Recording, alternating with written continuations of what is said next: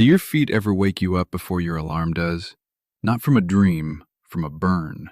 A tingle that starts in your toes and crawls up like something under the skin is on fire. I'm Robert. I'm 83, and I want to walk you through 5 signs, in order, worst to best understood, that your burning feet are trying to tell you something about your blood sugar. Most people only recognize the first one. By the time you hear the 5th, you'll understand why your feet have been talking to you for years, and nobody translated it for you.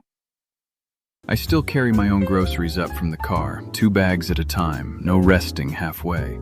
I climb my own stairs every night without gripping the rail like my life depends on it.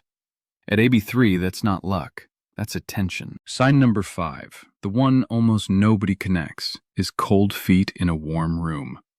You put on socks, you sit by the heater, and your feet still feel like they're standing in a puddle of cold water. People blame poor circulation and stop there. They don't ask why the circulation went bad in the first place. Sign number 4 is the sock line numbness, that band around your foot right where the elastic sits, where you can pinch the skin and barely register it. People think it's just tight socks. It's not the socks. It's what's happening underneath them. Sign number 3 is the nighttime cramp that grabs your calf and won't let go for a full minute. You've felt that. Everyone over 60 has felt that at least once. But if it's becoming a weekly guest instead of a rare visitor, that's a signal, not bad luck. Sign number 2 is the burning itself. Not sunburn hot, but a deep, electrical burn that gets worse the moment you lie down and the room goes quiet. Doctors call this a hallmark complaint. Patients just call it misery. And sign number 1, the one everybody notices first but almost nobody takes seriously enough, is the tingling, that pins and needles feeling that comes and goes, especially after sitting too long. Most people wave it off as my foot fell asleep. For years, I did too. Here's what none of us were told in the doctor's office. These 5 signs aren't 5 separate problems.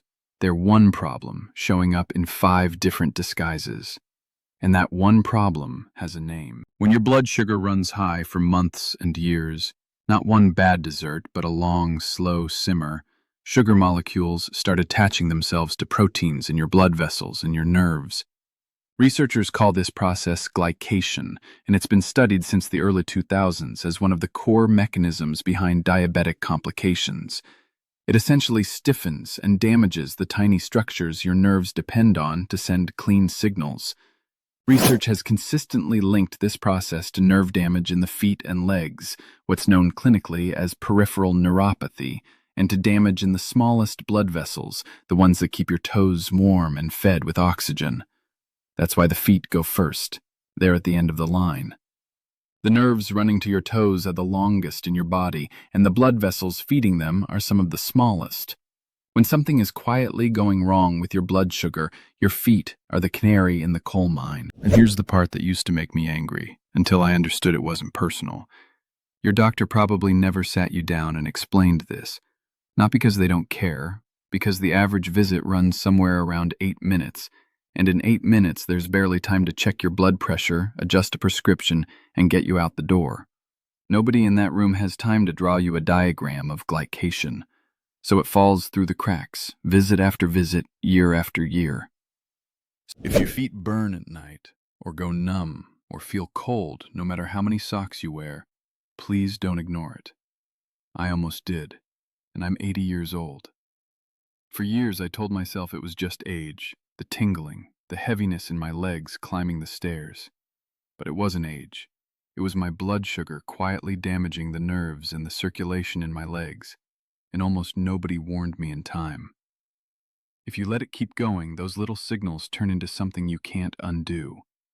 I wasn't willing to lose my feet or my independence.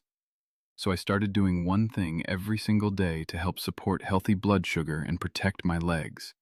I'll show you exactly what in this video.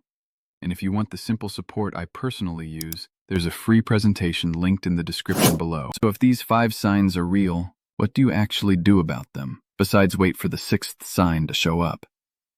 There's a simple, low-cost, nightly habit that a growing body of research points to as genuinely helpful, and it takes less time than brushing your teeth. Soaking your feet in warm water with Epsom salt, Plain magnesium sulfate, the stuff that's been sitting in drugstores for 100 years, does two things worth knowing. First, the warm water itself causes a mild local widening of the blood vessels in your feet, improving blood flow to tissue that's been starved of it. Second, there's research suggesting a meaningful percentage of people living with type 2 diabetes run low on magnesium. Some studies estimate roughly a quarter to a third of patients, and magnesium plays a documented role in how your body handles insulin and blood sugar. A 10-minute soak, 3 or 4 nights a week, in comfortably warm, never hot water is something almost anyone on a fixed income can afford. But I want to be honest with you. One habit alone rarely turns the tide. This works best as a small system, not a single trick. Alongside the soak, 3 things matter. After dinner, a 10-minute walk just around the block, or even around your living room, helps your muscles pull glucose out of your bloodstream through a process independent of insulin, something researchers have documented for decades. Second, starting your day with protein instead of straight carbohydrate, eggs instead of toast alone, blunts the morning spike that so many of us fight. Third, keeping your bedroom cool at night supports the hormone rhythm your body uses to regulate blood sugar overnight. None of these replace your medication. All of them work alongside it. I still walk every single morning, rain or shine, without holding on to anything. No cane, no wall, no arm to lean on. I sleep through the whole night now, which is something I couldn't say 5 years ago. Let me tell you about a woman named Wendell. No, I'm sorry. Let me tell you about a man named Wendell Boykin, 71, a retired mail carrier out of Tulsa. Wendell walked routes for 30 years and said his feet had carried the whole neighborhood. Then the burning started, and walking his own driveway felt like walking on hot gravel. He started the evening soak, added the after-dinner walk, and told me 8 weeks in that he'd forgotten what it felt like to dread nighttime. I'm not telling you his story as proof of a miracle. I'm telling you it as an example of what paying attention night after night can look like. I want to slow down on that soak for a second, because people rush past the how. Water temperature matters more than people think. Too hot and you risk burning skin that's already lost some of its sensation, which is exactly backwards from the goal. Comfortably warm, tested with your wrist or a thermometer, not your foot. 2 cups of Epsom salt in a basin deep enough to cover your ankles. 10 minutes, feet flat, not curled. Pat dry afterward instead of rubbing. The skin on aging feet is thinner than it used to be, and rough towel strokes can do more harm than the soak does good. And the walk after dinner deserves the same respect.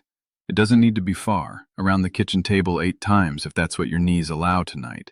What matters is that it happens in the 30 to 60 minutes after you eat, which is the window when your blood sugar is climbing and your muscles are most ready to pull glucose out of your bloodstream and put it to use.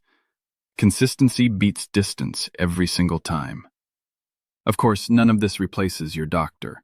If you're seeing these signs, especially more than 1 or 2, that's a conversation to have at your next appointment, not instead of your treatment plan, but alongside it. I think about the people my age who are still out walking their neighborhoods, still climbing their own stairs, still driving themselves to see their grandkids, and the ones who aren't. The difference, more often than not, wasn't luck. It was who paid attention to the quiet signs before they got loud. It was who treated the burning, the tingling, the cold feet, not as background noise, but as information. It's not too late to be one of the people still walking.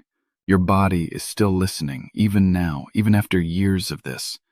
The 5 signs aren't a verdict. They're a warning label, and warning labels exist so you can act before the thing they're warning about happens. If you made it this far, you already understand more about your own legs than most people your age ever will. That matters. You know now that the burning, the numbness, the cold feet, they trace back to one thing: blood sugar slowly working against your nerves and circulation. And you know the goal isn't a miracle. It's protecting your ability to stand, to walk, to stay independent. That's why, alongside everything I showed you today, I use a simple daily support to help keep my blood sugar in a healthy range, so my legs keep carrying me where I want to go. I put the free presentation in the description below. Go watch it. And as always, keep working with your doctor. This supports your routine. It doesn't replace it. If any of these 5 signs sound like your own feet talking to you, tell me which one hit first for you. Drop it in the comments below. I read every one. And if this helped you understand what your feet have been trying to say, subscribe, because there's more of this ahead.